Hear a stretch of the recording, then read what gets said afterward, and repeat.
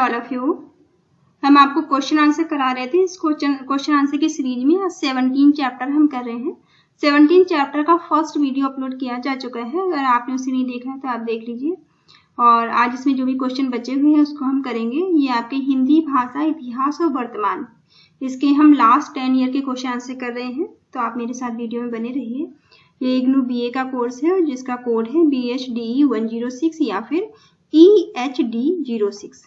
ठीक है, आप इस कोड में कंफ्यूज नहीं होंगे। आप जब एग्जाम देने जाएंगे तो आपको पेपर में ऐसी कोड लिखा हुआ आएगा। ठीक है, इसी तरह से आपको पेपर मिलेगा कोड लिखा हुआ, ये एक ही है, आप कंफ्यूज बिल्कुल नहीं होंगे। ठीक है, चलिए स्टार्ट करते हैं। इसका फोर्थ क्वेश्चन है, विदेशों में हिंदी के प्रशिक्षण की क्या व्यवस्था है। ठीक है, आपसे पूछा गया है कि जो विदेश हैं, विदेशों में हिंदी के प्रशिक्षण की क्या व्यवस्था की गई है या क्या व्यवस्था है वहाँ पे हिंदी को पढ़ाने के लिए, या विदेशों में, या फिर आपसे ऐसे पूछा जा सकता है कि विदेशों में हिंदी शिक्षण की स्थिति पर व्याख्या कीजिए कि विदेशों में हिंदी की क्या स्थिति है, वहाँ के शिक्षण की क्या स्थिति है। तो ये आपसे पूछा जा सकता है। तो चलिए देखते हैं। लगभग 150 विश्वविद्यालयों में भारत के बाहर हिंदी का पठन पाठन हो रहा है। ठीक है, तो बहुत सारे ऐसे विश्वविद्यालय हैं जहाँ पे भारत से बाहर वहाँ हिंदी को पढ़ाया जा रहा है, लिखाया जा रहा है, वहाँ पे हिंदी पढ़ाई जा रही है। इन विश्वविद्यालयों में अन्य भाषा के रूप में हिंदी शिक्षण की व्यवस्था है। ठीक है, यहाँ पे जो हिंदी सिखाई जाती है वो एक तरह से विदेशी लैंग्वेज के रूप में सिखाई जाती है। इन देशों में भारतवंशी अधिक संख्या में है। ऐसे देश जहाँ पे बहुत सारी भारत से जाके रहने वाले लोग बहुत ज्यादा संख्या में हैं, उन्हें हिंदी शिक्षण अधिकांशतः द्वितीय भाषा के रूप में सिखाया जाता है या उन्हें सीखना पड़ता है। ठीक है, हिंदी जैसे कि हम अपने यहाँ पे दूसरी भाषा के रूप में हम इंग्लिश को सीखते हैं। ठीक है, हिंदी हमारी मदर टंग है। उसी तरह से जो विदेश में रहे भारतीय लोग जो विदेश में जाकर बसे हैं, उन्हें हिंदी वो दूसरी लैंग्वेज के रूप में, दूसरी भाषा के रूप में वो सीखते हैं। और जहाँ उन देशों के मूल निवासी हिंदी सीखते हैं, वहाँ हिंदी का शिक्षण विदेशी भाषा के रूप में होता है। इस दृष्टि से विदेशों में हिंदी शिक्षण 2 आयामों में होता है। ठीक है, हिंदी का शिक्षण 2 तरह से होता है वहाँ पे, एक भारतवंशी बहुल देशों में और दूसरा यूरोपीय एशियाई देशों में और अमेरिका में। भारतवंशी बहुल देशों में हिंदी शिक्षण। ठीक है, आप एग्जाम में हेडिंग अच्छे से हाईलाइट करके डालेंगे, उसके बाद में आपको जो भी याद रह जाता है आप लिखिएगा तो आपको अच्छे नंबर मिलेंगे। ठीक है, और आप वीडियो को 1-2 बार देख लेंगे तो आपको उतना याद रह जाएगा। काफी बड़ा आंसर है इसका, इतना आपको इसे रटने की जरूरत नहीं है। आप 1-2 बार वीडियो देख लीजिएगा तो आप अपनी लैंग्वेज में लिख लेंगे। ठीक है, अच्छे से बस हेडिंग आप अच्छे से डालिएगा हाईलाइट करके। मॉरिशस के पोर्ट लुई स्थित रॉयल कॉलेज में हिंदी की पढ़ाई 1892 में प्रारंभ हुई, जहां हिंदी शिक्षण प्राथमिक स्तर से प्रारंभ होता है। मॉरिशस विश्वविद्यालय में BA तथा महात्मा गांधी संस्थान में MA तथा BHD स्तर पर हिंदी एक विषय है। इस देश में, ये जो देश है, इस देश में स्वैच्छिक हिंदी संस्थाओं का योगदान भी काफी सराहनीय है। हिंदी लेखक संघ, हिंदी अकादमी, इंदिरा गांधी भारतीय सांस्कृतिक केंद्र तथा इंद्रधनुष सांस्कृतिक परिषद में वहाँ पर उत्तम कार्य, अच्छे काम के लिए उत्तम कार्यों हो रहे हैं। वहाँ पे बहुत ही अच्छा काम होता है हिंदी में।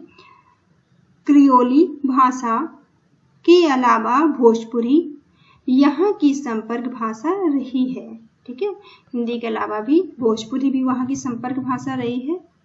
दक्षिण अमेरिका के देश वेनेजुएला के समुद्री तट से कुछ ही दूर पर कैरेबियन सागर में 2 सुंदर द्वीपों का एक देश है। ठीक है, ये सुंदर से द्वीपों का एक देश है जिसका नाम है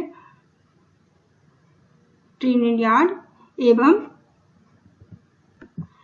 और टोबैको, ठीक है, टोबैको और जो ट्रिनिडाड जो देश है, यहाँ पे ट्रिनिडाड के अनेक गांवों में छोटी छोटी पाठशालाएं खोलकर हिंदी पढ़ने पढ़ाने का काम शुरू किया गया। कैनेडियन मिशन स्कूल में सभी विद्यार्थियों को हिंदी पढ़नी पड़ती है, ठीक है। कैनेडियन एक ऐसा मिशन है, mission school, Canadian mission school ऐसा स्कूल है जहाँ पे सभी बच्चों को हिंदी पढ़नी पड़ती है। 1969 में स्थानीय भारतीय विद्या संस्थान में हिंदी भाषा और साहित्य के प्रचार में अभूतपूर्व कार्य हुआ है। चनका, सीताराम तथा अन्य हिंदी प्रेमियों ने 1986 में ट्रिनिडाड में हिंदी भाषा के प्रचार प्रसार के लिए हिंदी निधि नामक संस्था की स्थापना की। ट्रिनिडाड, जो ट्रिनिडाड है, के एक महत्वपूर्ण शिक्षा संस्थान नेहर ट्रस्ट के स्कूल ऑफ लैंग्वेजेस में भी हिंदी कक्षाओं का आयोजन होता है। इसके अतिरिक्त गांधी सेवा संघ, ठीक है, इसके अतिरिक्त जो गांधी सेवा संघ है, डिजाइन ऑफ सोसाइटी और प्रतिनिधि भाषा हिंदी प्रचार केंद्र आदि संस्थाएं हिंदी भाषा और भारतीय संस्कृति के प्रचार प्रसार में जुटी हुई है। सूरीनाम में विभिन्न देशों में नए विविध भाषा भाषी भारतीयों को जोड़ने का काम हिंदी करती है।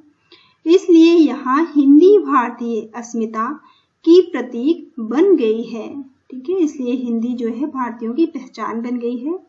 सूरीनाम में राजभाषा डच के साथ साथ हिंदी भाषा का प्रयोग सरनामी के रूप में भारतवंशियों के घर, मंदिर और मस्जिद में सर्वत्र होता है, ठीक है। वहाँ की भाषा डच होने के साथ साथ हिंदी का भी प्रयोग किया जाता है। हॉलैंड में सूरीनाम से अधिकतर प्रवासी भारतीय हॉलैंड में आकर बस गए हैं। आज हॉलैंड में 1 लाख से अधिक हिंदी भाषी हैं। यहाँ सूरीनामियों की भारतीय संस्कृत की अनेक संस्थाएं हैं जिनके अंतर्गत हिंदी का प्रचार प्रसार तथा शिक्षण कार्य होता है। लल्ला रुख भारतवंशियों की प्रमुख संस्था है, ठीक है। लल्ला रुख जो है वो भारतवंशियों की एक मेन संस्था है जिसका हिंदी शिक्षण में विशेष योगदान है। ये हिंदी शिक्षण में अपना विशेष योगदान दे रही है। फिजी की कक्षा 1 से लेकर 10th कक्षा तक हिंदी भाषा की शिक्षा दी जाती है, ठीक है। फिजी के अंदर 1st से लेकर 10th तक हिंदी सिखाई जाती है, हिंदी की शिक्षा दी जाती है और उसकी प्रशिक्षाएं भी होती हैं, इनकी परीक्षाएं भी होती हैं, एग्जाम भी होता है इनका। हिंदी का उच्च अध्ययन एवं प्रशिक्षण यहाँ के टीचर्स ट्रेनिंग कॉलेज में होता है। आर्य समाज, सनातन धर्म प्रतिनिधि सभा, रामकृष्ण मिशन, हिंदी परिषद आदि फिजी की प्रमुख प्रचारक संस्थाएं हैं। हिंदी दक्षिण अफ्रीका में भारतीय पटल मजदूरों के रूप में पहुंची, ठीक है। दक्षिण अफ्रीका में जो हिंदी थी वो भारतीय मजदूरों के रूप में पहुंची है। स्वामी भवानी दयाल सन्यासी ने अपने घर पर ही भारतीय बच्चों को हिंदी पढ़ाना प्रारंभ किया था। प्रोफेसर परमानंद एवं शंकरानंद इसी प्रकार हिंदी और धार्मिक शिक्षण का कार्य करते थे। स्वामी भवानी दयाल ने हिंदी प्रचारणी सभा की स्थापना की। इन्होंने हिंदी प्रचारणी सभा की भी स्थापना की थी और 1916 में एक साहित्यिक सम्मेलन का आयोजन किया। 1948 में हिंदी शिक्षा संस्थान की स्थापना भी इन्होंने की थी। भारत के पड़ोसी देश नेपाल, म्यांमार, श्रीलंका और पाकिस्तान में हिंदी शिक्षण सुचारू रूप से चल रहा है। नेपाल को हिंदी का एक विशाल क्षेत्र माना जाता है। ठीक है, नेपाल को हिंदी का एक विशाल क्षेत्र मान सकते हैं हम। हिंदी की विकास धारा के साथ साथ नेपाली भी विकसित हो गई है। ठीक है, नेपाल में हिंदी और नेपाली दोनों ही विकसित हैं। नेपाल के पूर्व प्रधानमंत्री जीपी कोइराला, जो यहाँ के नेपाल के प्रधानमंत्री थे, वो जेपी कोइराला, मातृका प्रसाद कोइराला, सूर्य प्रसाद उपाध्याय, राम नारायण मिश्र, भद्रकाली मिश्र आदि ने हिंदी को द्वितीय राष्ट्रभाषा का दर्जा दिलाने के लिए भरसक प्रयास किया। ठीक है, इन्होंने नेपाल में हिंदी दूसरी लैंग्वेज यहाँ की बने, इसके लिए इन्होंने बहुत ही प्रयास किए। नेपाल की राष्ट्रभाषा नेपाली है। ठीक है, नेपाल की राष्ट्रभाषा क्या है? नेपाली है, लेकिन लिपि देवनागरी है। ठीक है, यहाँ की भाषा नेपाली होने के बावजूद भी जो लिपि है वो क्या है? देवनागरी है। काठमांडू में स्थित त्रिभुवन विश्वविद्यालय में एमए हिंदी का पाठ्यक्रम सुचारू रूप से चल रहा है। ठीक है, यहाँ पर एमए जो है हिंदी में कराया जाता है। पाकिस्तान में कराची, इस्लामाबाद और लाहौर तीनों विश्वविद्यालय में हिंदी शिक्षण होता है। पाकिस्तान के कराची, इस्लामाबाद और लाहौर जो तीनों कॉलेज हैं, यहाँ पे हिंदी पढ़ाई जाती है। इसमें प्रमाण पत्र डिप्लोमा पाठ्यक्रमों के साथ साथ एमए हिंदी की पढ़ाई भी कराई जाती है, प्रारंभ हो चुकी है। इन विश्वविद्यालय में अधिकतर महिलाएं हैं। ये ऐसे विश्वविद्यालय हैं जहाँ पे ज्यादातर क्या है? महिलाएं हैं। दूसरा है यूरोप एशिया देशों में अमेरिका में हिंदी शिक्षण। ठीक है, दूसरा आपका पॉइंट है कि यूरोप, एशियाई और अमेरिकी जो देश है, यहाँ पर हिंदी का शिक्षण किस तरह से हो रहा है। इंग्लैंड में खुले ओरिएंटल सेमिनरी में हिंदुस्तानी की पढ़ाई कराई जाती है। ठीक है, यहाँ पे हिंदुस्तानी नाम से मतलब हिंदी की पढ़ाई होती है। 1798 में शुरू की गई थी। ये कब शुरू की गई थी? 1798 में। और लगभग 150 साल पहले ही कैम्ब्रिज विश्वविद्यालय में हिंदी की पढ़ाई शुरू हो गई थी। यहाँ के विद्वानों में डॉक्टर रोनाल्ड स्टुअर्ट मैकग्रेगर, उच्च कोटि के अनुवादक, संत काव्य के विशेषज्ञ और व्याकरण के पंडित हैं। उन्होंने मौखिक हिंदी अभ्यास माला, आउटलाइन ऑफ हिंदी ग्रामर जैसी महत्वपूर्ण पुस्तकें लिखी हैं। उन्होंने नंददास की रास पंचाध्याय और भ्रमर गीत का प्रभावशाली अनुवाद किया है। हिंदी के शिक्षक रूपर्ट स्नेल, जो हिंदी के शिक्षक है रूपर्ट स्नेल, का हरिवंश राय बच्चन की आत्मकथा का अनुवाद महत्वपूर्ण कार्य है। ठीक है, इन्होंने क्या किया है?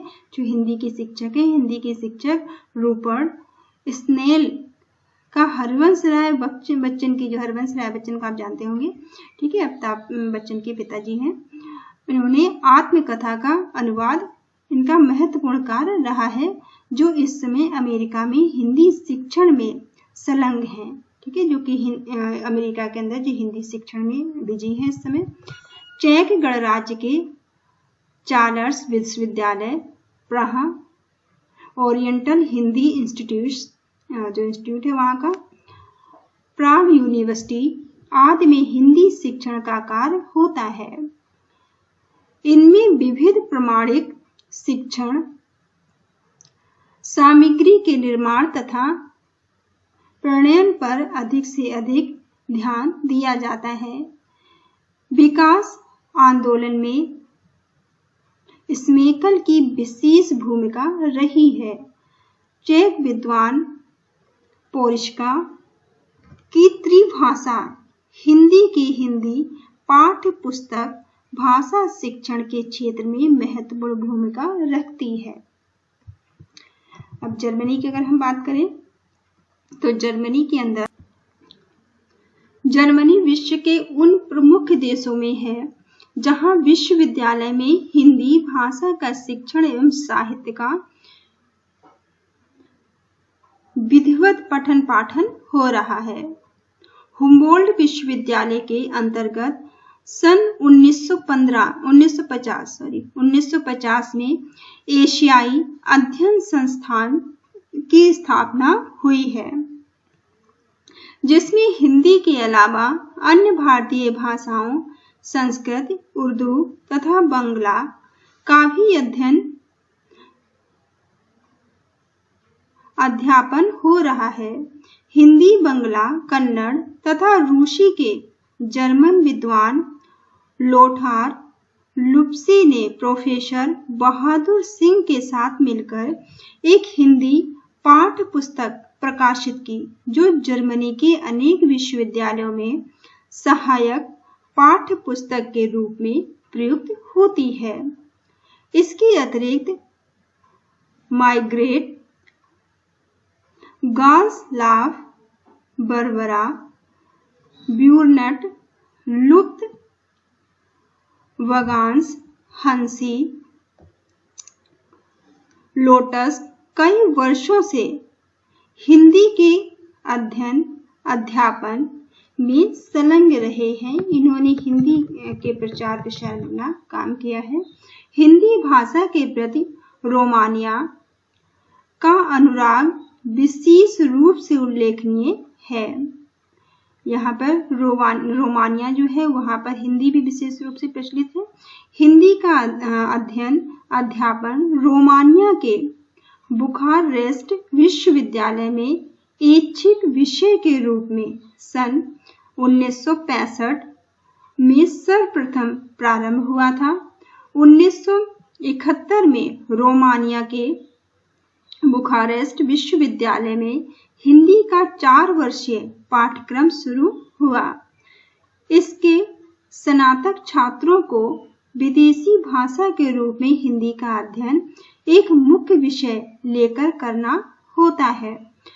प्रोफेसर विद्यासागर दयाल तथा प्रोफेसर सूरजभान सिंह ने रोमानिया भाषा में यहाँ के विद्यार्थियों के लिए महत्वपूर्ण शिक्षण सामग्री तैयार की।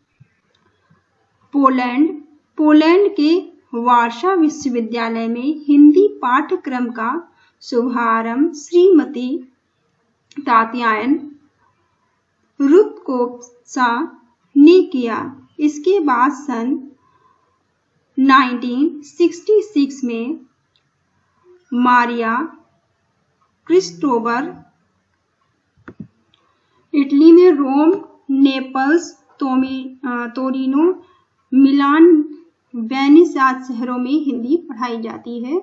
रोम, तोरिनो एवं मिलान में नगर पालिका द्वारा चलाई जा रही कुछ शिक्षण संस्थाओं में हिंदी का 2 वर्षों का पाठ्यक्रम है। मुख्य रूप से हिंदी की पढ़ाई नेपल्स तथा वेनिस विश्वविद्यालय में होती है। फ्रांस के पेरिस विश्वविद्यालय में हिंदी शिक्षण पिछले कई वर्षों से निरंतर चल रहा है। यहाँ पर हिंदी शिक्षण का अक्षर ज्ञान से प्रारंभ कर लघु निबंध लेखन तक किया जाता है। यहाँ अध्ययन भाषा, साहित्य और संस्कृत के स्तर पर होती है। तो ये पूरा जो इसका आंसर है आप ये देख लीजिए कहाँ कहाँ पर। आप एक तो कुछ देशों के नाम याद कर लीजिएगा यहाँ कि किन किन देशों में हिंदी को पढ़ाया जाता है। ऐसे आप शॉर्ट में करके थोड़ा सा आप 1-2 बार वीडियो देखेंगे, कुछ नाम याद कर लेना। तो ये आप लिख लोगे तो आपको अच्छे नंबर मिल जाएंगे। ठीक है, कुछ देशों के नाम आप याद कर लेना, हिंदी कहाँ कहाँ पढ़ाई जाती है। बहुत सारे देश हैं, आप तो जो आपको इजीली याद हो जाए उनको आप याद कर लीजिएगा।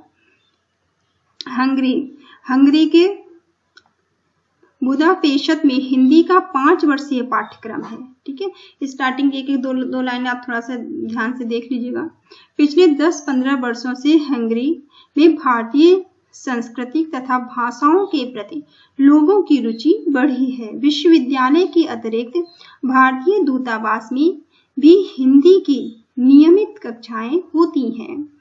हंगरी में हिंदी भाषा और भारतीय संस्कृत के प्रचार प्रसार में भारतीय सरकार तथा बुदापेस्ट में स्थित भारतीय राजदूतावास के प्रयास महत्वपूर्ण हैं।